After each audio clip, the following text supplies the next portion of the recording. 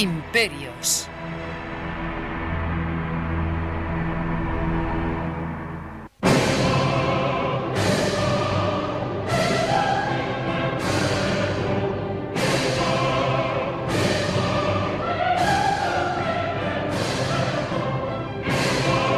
Los fieles se estremecían de frío.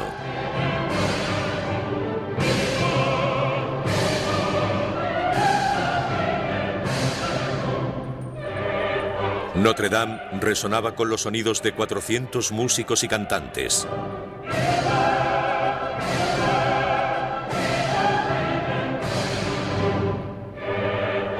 El joven nacido en la isla de Córcega avanzaba impaciente. Napoleón Bonaparte, de 35 años, estaba a punto de ser coronado emperador de Francia. He encontrado la corona de Francia en el arroyo, dijo, y la he cogido. Era el 2 de diciembre de 1804. En el transcurso de 3 años, las conquistas de Napoleón extenderían su imperio por casi toda Europa y gobernaría a más de 70 millones de personas. Desde los antiguos césares, no se había conocido a un hombre con tanto poder. Napoleón cambió el mundo. Fue un hombre que prosperó basándose en su origen, en su entorno y en sus aptitudes. No ha vuelto a existir un hombre como él que dominara el mundo como él lo hizo.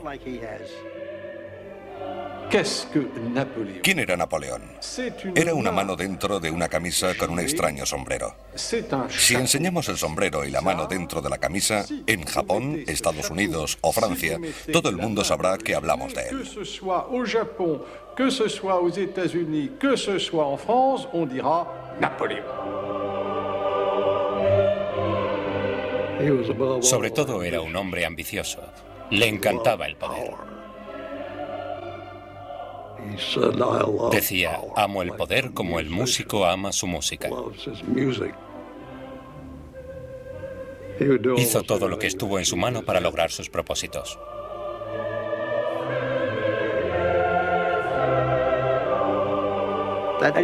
Fue un hombre que desde sus comienzos muy humildes alcanzó un gran poder.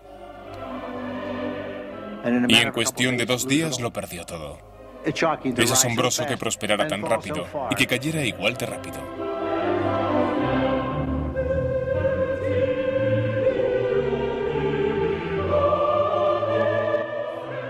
Napoleón subió en solitario los escalones hasta el altar.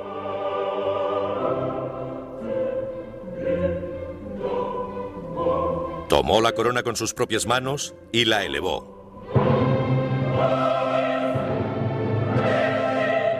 Luego la dejó caer sobre su cabeza. Napoleón.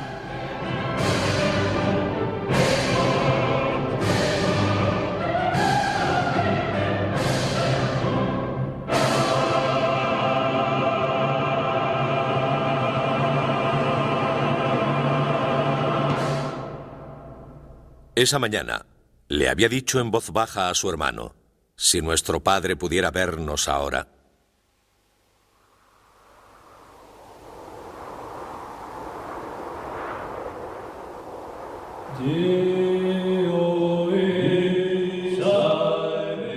Primera parte. Hacia el destino.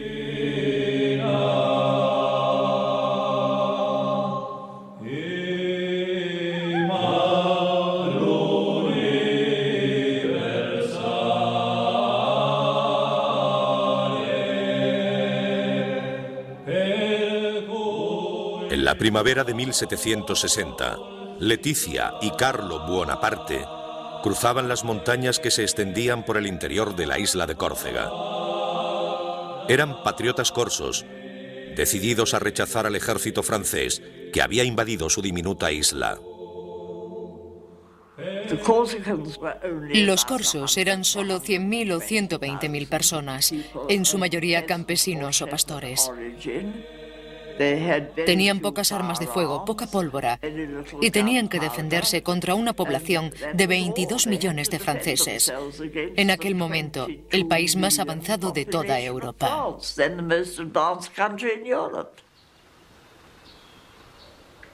Los corsos nunca tuvieron muchas posibilidades. Tras un año de lucha, dejando a su paso miles de muertos y heridos, fueron vencidos, y Leticia y Carlo regresaron a su hogar. Leticia estaba embarazada de 6 meses. Salve Santa Valens.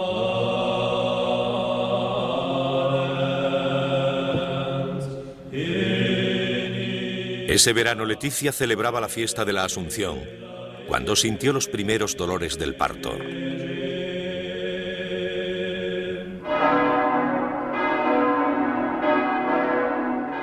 Un poco más tarde, el 15 de agosto de 1769, daba a luz a su hijo, Napoleone Bonaparte. Nacido justo después de la amarga conquista francesa, Napoleón pasaría su infancia odiando a Francia, el país que él mismo gobernaría algún día. Nací cuando Córcega moría, escribiría Napoleón tiempo después. 30.000 franceses se lanzaban contra nuestras costas, ahogando el trono de la libertad en olas de sangre. Los llantos de los moribundos, los gemidos de los oprimidos y las lágrimas de los desaparecidos rodearon mi cuna desde el momento de mi nacimiento.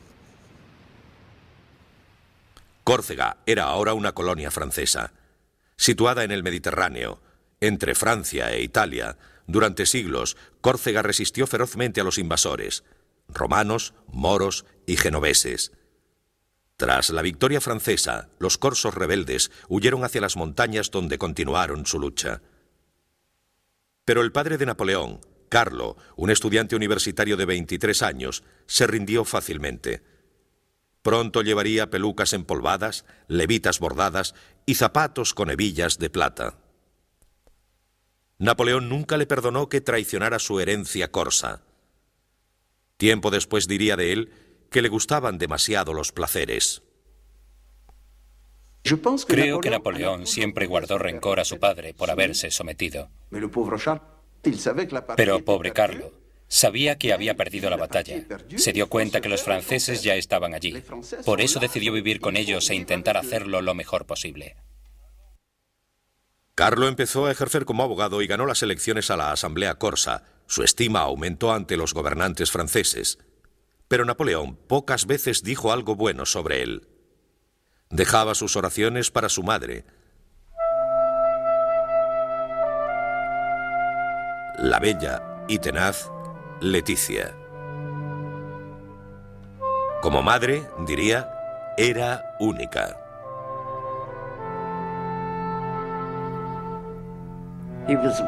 Estaba obsesionado con ella, fascinado. La adoraba como a nadie.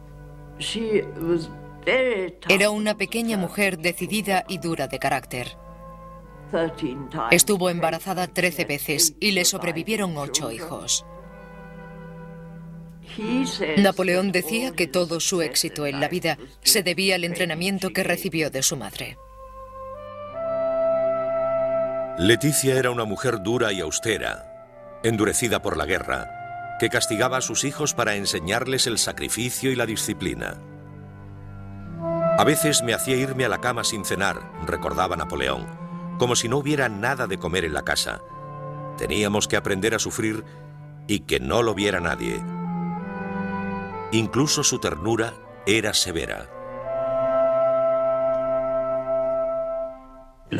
Mi madre, qué hombre, decía Napoleón. Tenía la cabeza de un hombre en el cuerpo de una mujer.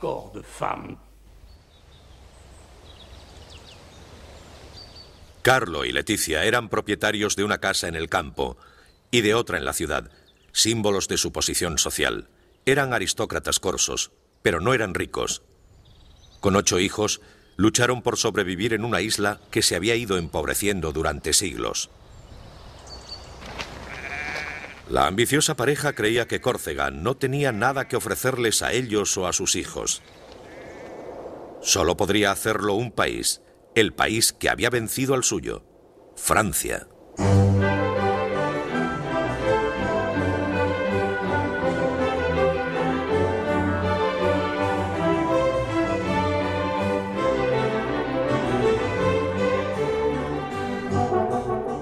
Como miembro del Parlamento corso, Carlo viajó a Versalles. Allí fue testigo del esplendor de la corte francesa con toda su majestuosidad.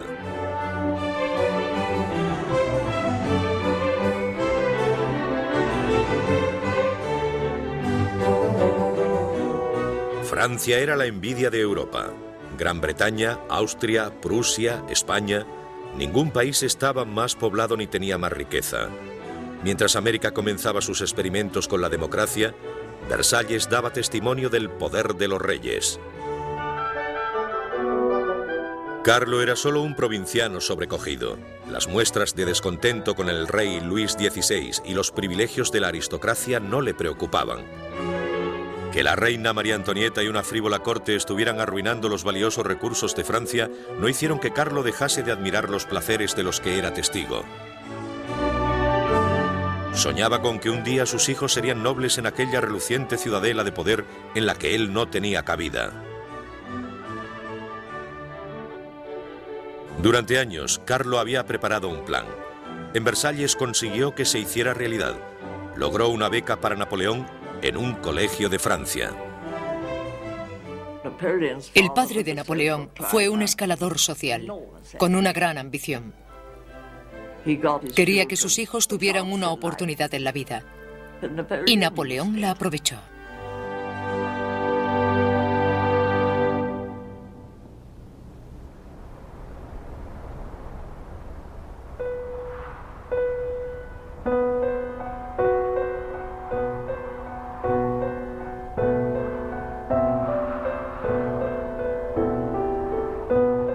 Napoleón pisó Francia por primera vez en el invierno de 1778. Un joven de 9 años, bajo de estatura y acostumbrado al calor del Mediterráneo, de repente se encontró solo en las llanuras azotadas por el viento del norte de Francia. Un becado en el colegio militar de Brienne-le-Château. Casi no sabía hablar francés. Durante los siguientes 5 años no tendría vacaciones ni visitaría su hogar. No quería a Francia. Se seguía viendo a sí mismo como un sujeto rencoroso hacia un rey extranjero. Él se veía como corso. Estaba rodeado de estudiantes, hijos de aristócratas franceses. No tenía nada que ver con ese pequeño extranjero.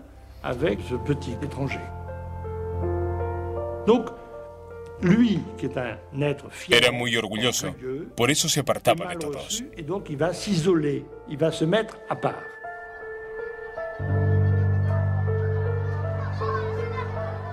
Sombrío, reservado e impopular, Napoleón respondió a sus compañeros de clase que se reían de su acento y su débil complexión con desafío. «Haré todo el daño que pueda a estos franceses», le dijo a un compañero. Napoleón se convirtió en un francófobo. Odiaba a Francia y a los franceses. Lo pasó muy mal hasta que lo olvidó todo. Napoleón volvería sus simpatías hacia Francia, pero no sin que pasaran años de resentimiento y lucha.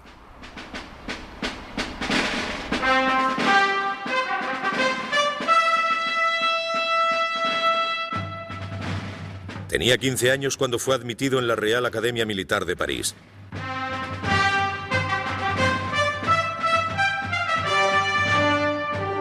Junto con los hijos de algunas de las grandes familias de Francia, conocería los esplendores de la civilización francesa. La Real Academia era más una escuela que convertía a los militares en caballeros que una simple academia militar. Fuimos espléndidamente alimentados y servidos, decía Bonaparte, tratados como si fuéramos oficiales de gran riqueza. El pobre adolescente corso se seguía sintiendo como un extranjero. Había entrado en un mundo de